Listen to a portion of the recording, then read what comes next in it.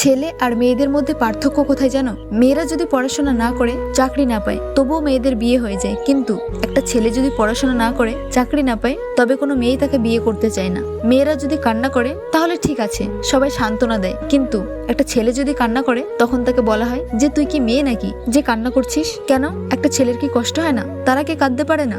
মেয়েরা যে কোনো অজুহাত দিয়ে অফিস থেকে ছুটি পেয়ে যায়, কিন্তু একটা ছেলে কোনো কারণেই তারা অফিস থেকে ছুটি পায় না। মেয়েদের শরীর খারাপ হলে তারা ছুটি পেয়ে যায়, কিন্তু ছেলেদের শরীর খারাপ হলে বলা হয় যে নাটক করছে। ছেলেরা কোনোদিনও তাদের প্রবলেম দুঃখের কথা সহজে শেয়ার করে না, কিন্তু একটা মেয়ে একটু প্রবলেম হলে দুঃখ হলেই সেই কথা ছেলেদের কানের কাছে বলে বলে মাথা খেয়ে নেয়। সবাই বলে ছেলেদের সাকসেসের পেছনে মেয়েদের হাত থাকে, কিন্তু 80% মেয়ে সাকসেসফুল ছেলেদের পেছনে পড়ে থাকে। একটা সিঙ্গেল ছেলে রাজা হয়, কিন্তু একটা মেয়ের কাছে গোলাম হয়ে যায়। সত্যি বলতে মেয়েদের জীবনে ছেলেদের ভূমিকা কেমন জানো? ঠিক যেমন চারিদিকে মরুভূমি, মাঝখানে একটি গাছের ছায়ার মতো। তো এই ভিডিওটি তোমাদের বন্ধু বান্ধবীদের ট্যাগ করে দাও। টাটা।